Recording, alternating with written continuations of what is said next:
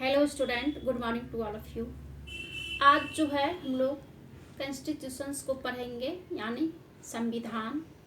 जानेंगे कि हमारा संविधान कैसे बना, क्या है इसकी विशेषता, क्या है, और इससे जो है हमें क्या क्या जो है हमें कौन कौन सा है हमें अधिकार जो है मिलता है, और हम इसका कैसे यूज करते हैं। तो हम जानेंगे कि सबसे पहले हम संविधान को पढ़ते हैं। इस संबंध में डॉक्टर भीमराव अंबेडकर ने कहा था कि मैं अनुभव करता हूँ कि भारतीय संविधान कार्य संचालन योग्य है, लचीला है तथा इसमें शांति काल व युद्ध में देश की एकता बनाए रखने का इसमें सामर्थ्य है। ये इनका स्टेटमेंट था। अब जो है हम जानते हैं कि संविधान जो है क्या है। तो किसी भी देश के संविधान व राजनीतिक व्यवस्था में उस देश की आस्थाओं, विश्वासों, आधारभूत शाश्वत मूल्यों और सिद्धांतों के अनुरूप जो है दर्शन होते हैं। तो भारत के संविधान निर्माताओं ने हमारे देश की ऐतिहासिक, सामाजिक, धार्मिक और राजनीतिक परिस्थितियों को ध्यान में रखकर संविधान का निर्माण किया। उनका उद्देश्य था कि एक लोक कल्याणकारी राज्य की स्थापना हो, और इसी लक्ष्य की पूर्ति के लिए इन्होंने संविधान के प्रस्तावना में ही जो है संविधान की प्रस्तावना में संविधान के आदर्शों को स्पष्ट किया था। हमारे संविधान की अपनी विशिष्टताएं हैं जो उसे विश्व के अन्य संविधानों से इसे अलग करती है। यह संविधान निर्माताओं की बुद्धिमत्ता व दूरदर्शिता का प्रमाण है कि उन्होंने विश्व के महत्वपूर्ण संविधानों के श्रेष्ठ गुणों का संविधान में समावेश किया। उन्होंने भारतीय संविधान को परिस्थितियों की आवश्यकता अनुसार जो है उनमें कुछ परिवर्तन किए जाने का भी विकल्प रखा था। इसीलिए इसे जीवंत संविधान का जो है दर्जा दिया जाता है।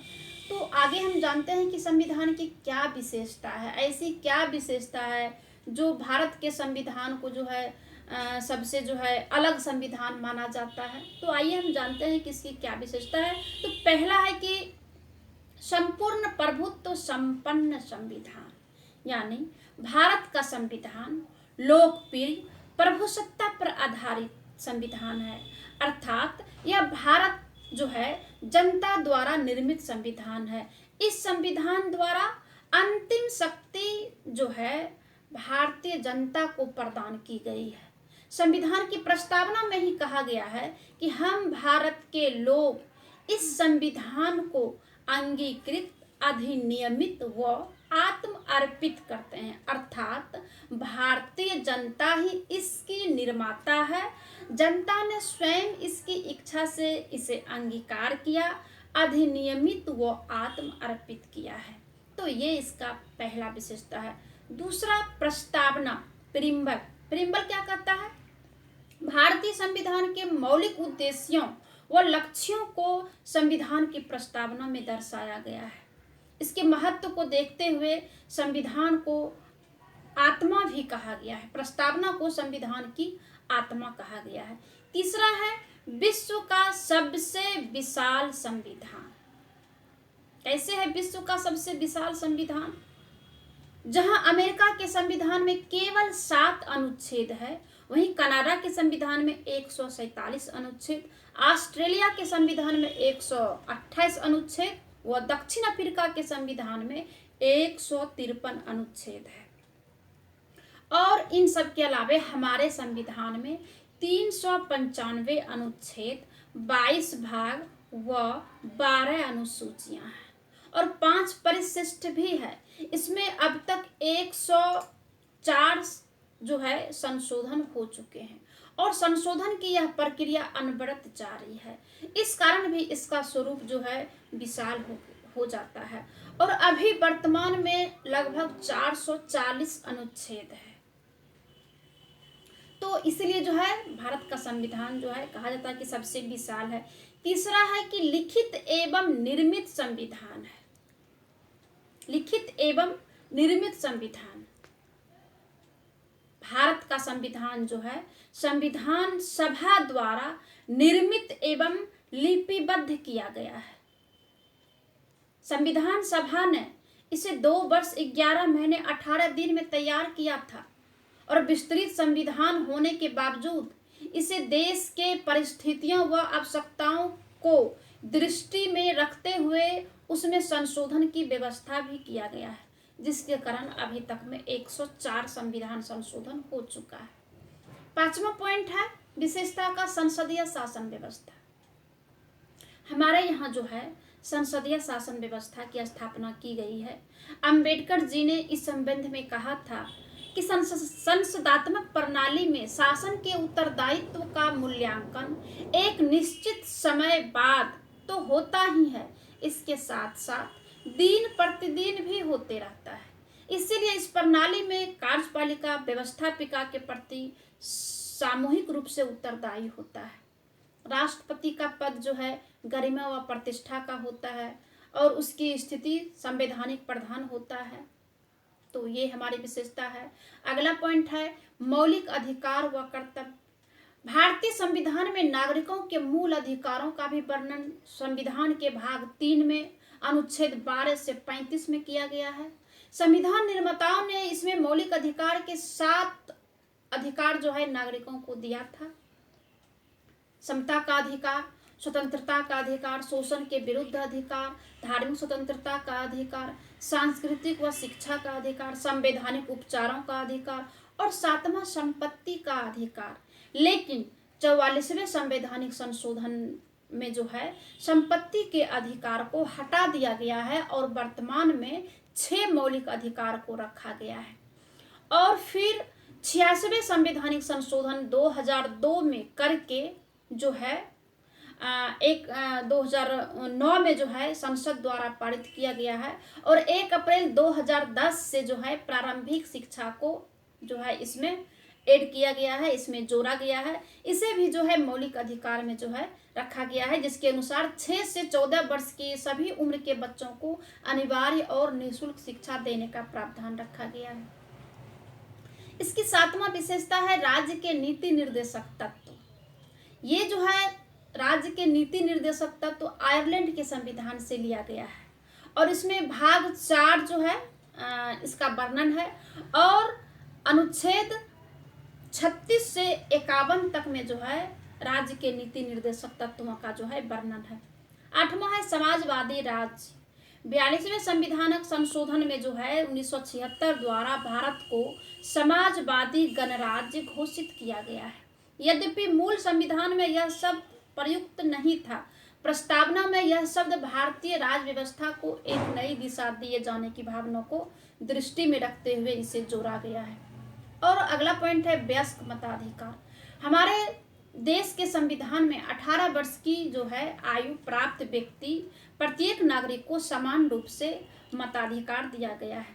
यद्यपि मूल संविधान में जो है 21 वर्ष था, किंतु 61वें संशोधन करके जो है 21 वर्ष से घटाकर 18 वर्ष कर दिया गया है वयस्क मताधिकार को। यानी 18 वर्ष अगर है तो आप वोट देने का अधिकार आपको है।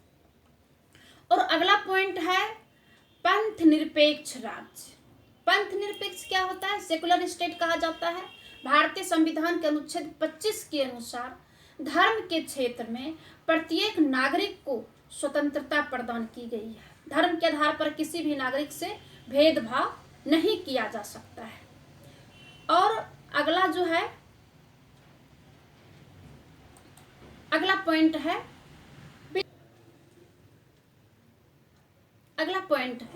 विलक्षण दस्तावेज। इसे जो है संविधान निर्माताओं की बुद्धिमत्ता व दूरदृष्टि का प्रमाण है कि उन्होंने संविधान में जनता द्वारा मान्य आधारभूत मूल्यों व सर्वोच्च आकांक्षाओं को स्थान दिया। और अगला पॉइंट एकात्मक व संघात्मक तत्वों का अद्भुत संयोग है। इसमें है कि भारत एक संघात्मक राज्य है। संविधान में संघ शब्द के स्थान पर यूनियन ऑफ स्टेट शब्द का प्रयोग किया गया है। संविधान के पहले अनुच्छेद में ही कहा गया है कि भारत जो है एक राज्यों का संघ होगा। और ये संघात्मक स्टेट जो है इसे अगले क्लास में फेडरलिज्म के बारे में जो है विस्तार से जो है पढ़ाए हैं, वो आगे की वीडियो में आप लोग देख लेंगे। क्योंकि संघ का जो होता है, संघात्मक शासन जो होता है या संघवाद जो होता है, क्योंकि इसे फेडरलिज्म भी कहा जाता है, और लेकिन हमारे यहाँ जो है इसे यूनियन ऑफ स्टेट कहा गया है। तो इसे हम विस्तार से अगले वीडियो में जानेंगे कि संघवाद क्या है और हमारे यहाँ यूनियन ऑफ स्टेट क्यों कहा गया है, और संघवाद का अर्थ फेडरलिज्म भी होता है, जबकि अन्य देश में यूएसए सब में फेडरलिज्म कहा जाता है। तो इसे जो है आगे अथी में जानेंगे। संविधान निर्माताओं की आकांक्षा ऐसा संविधान बनाने की थी जिसमें केंद्र सरकार भारत की एकता को बनाए रखे तथा राज्यों को भी स्वायत्तता मिले, इसीलिए इसमें संघात्मक व एकात्मक तत्वों का मिश्रण किया गया है। अगला पॉइंट है स्वतंत्र न्यायपालिका। संविधान की सर्वोच्चता, प्रजातंत्र की रक्षा, जनता के मौलिक अधिकारों की सुरक्षा के लिए भारतीय संविधान में कई संवैधानिक व्यवस्थाएं की गई है।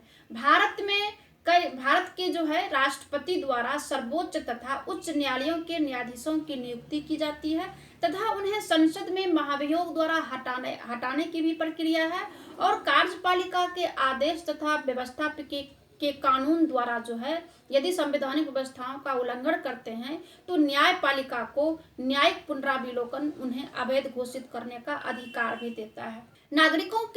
नागरिकों के मूल अधिकारों की रक्षा के लिए अनुच्छेद 32 के तहत जो है हम सुप्रीम कोर्ट में जो है अपना अधिकार के बारे में अपने अधिकार को बचा सकते हैं, और सुप्रीम कोर्ट में जो है 5 तरह से जो है हम अपनी अधिकार की रक्षा कर सकते हैं, जैसे बंदी प्रत्यक्षीकरण, अधिकार परीक्षा, परम आदेश, उत्प्रेषण, इन सब के जरिए जो है हम अपनी रक्षा कर सकते हैं। और अपनी रक्षा के लिए जो है हाईकोर्ट में जो है यानी उच्च न्यायालय में 226 के तहत जो है हम जाकर अपने अधिकार की रक्षा कर सकते हैं। अगला पॉइंट है कठोरता व लचीलेपन का मिश्रण। हमारा संविधान जो है कठोर एवं लचीलापन दोनों है। किसी भी देश की परिस्थितियों में बदलाव के साथ संवैधानिक संशोधन की आवश्यकता होती है, तो संवैधानिक संशोधन के लिए भारतीय संविधान में जो है एक अच्छा संतुलित स्थापित किया गया है। और फिर अगली विशेषता है कि न्यायिक पुनरावलोकन व संसदीय संप्रभुता का समन्वय। तो इन दोनों का समन्वय किस तरीका से है, तो भारतीय संविधान में न्यायिक पुनरावलोकन के सिद्धांत व संसदीय संप्रभुता के मध्य मार्ग को अपनाया गया है। हमारे संविधान में संसद को सर्वोच्च माना गया है, साथ ही उसको नियंत्रित करने के लिए सर्वोच्च न्यायालय को संविधान की व्याख्या करने का अधिकार भी प्रदान करता है, और न्यायिक पुनरावलोकन की शक्ति के माध्यम से सर्वोच्च न्यायालय कार्यपालिका के उन आदेशों तथा संसद द्वारा निर्मित विधि को अवैध भी घोषित कर सकता है।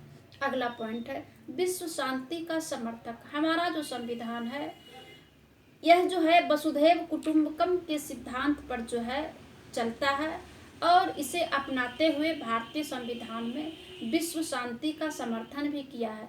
नीति निर्देशक तत्व के अनुच्छेद 51 के अनुसार राज्य का यह कर्तव्य है कि वह अंतर्राष्ट्रीय शांति व सुरक्षा तथा राष्ट्रों के बीच न्यायपूर्ण व सम्मानजनक संबंधों की स्थापना करता है।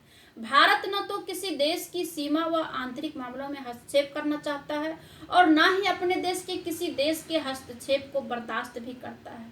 और अगला पॉइंट है आपातकालीन उपबंध। संविधान के भाग 18 में आपातकालीन उपबंधों को स्पष्ट रूप से व्याख्या किया गया है। अनुच्छेद 352 के अनुसार बाहरी आक्रमण से, सशस्त्र विद्रोह एवं युद्ध की स्थिति में अनुच्छेद 356 में, और वित्तीय संकट के समय जो है 360 के अनुसार संपूर्ण देश या देश के किसी भी भाग में आपातकालीन घोषणा कर सकते हैं। अगला पॉइंट है एकहरी नागरिकता। भारतीय संविधान द्वारा संघात्मक शासन की व्यवस्था होते हुए भी भारतीय नागरिकों को दोहरी नागरिकता प्राप्त जो है नहीं है। यहाँ जो है एकहरी नागरिकता प्राप्त है, संघ की नागरिकता, द्वितीय राज्य की नागरिकता, लेकिन ये सब नहीं है हमारे देश में। हमारे देश में जो है संविधान निर्माताओं ने दोहरी नागरिकता के स्थान पर जो है एकहरी नागरिकता को सर्वोपरि माना। तो इसीलिए जो है संविधान निर्माताओं द्वारा संविधान में संघ राज्य की स्थापना करते हुए इसे ज़्यादा महत्व दिया गया है। अगला पॉइंट है लोक कल्याणकारी राज्य की स्थापना का आदर्श, यानी संविधान के नीति निर्देशक तत्वों से यह स्पष्ट हो जाता है कि संविधान निर्माताओं द्वारा संविधान के माध्यम से कल्याणकारी राज्य की स्थापना की व्यवस्था की गई है और इस हेतु केंद्र और राज्य सरकारें जो है नागरिकों को पौष्टिक भोजन, आवास, वस्त्र, शिक्षा तथा स्वास्थ्य की सुविधाएं उपलब्ध कराती है। नागरिकों के जीवन स्तर को ऊंचा उठाए इसका ये जिम्मेदारी है, दोनों का जिम्मेदारी है। तो इन दोनों ने जो है संविधान में दिए गए लक्ष्यों को प्राप्त करने के लिए निरंतर प्रयत्नशील रहते हैं, जिसके लिए जो है नियोजन की पद्धति अपनाया गया है। नियोजन की पद्धति को अपनाकर जो है सारे लोगों को जो है लोक कल्याणकारी राज्य के अंतर्गत सारी सुविधाएं उपलब्ध कराते हैं। जय हिंद।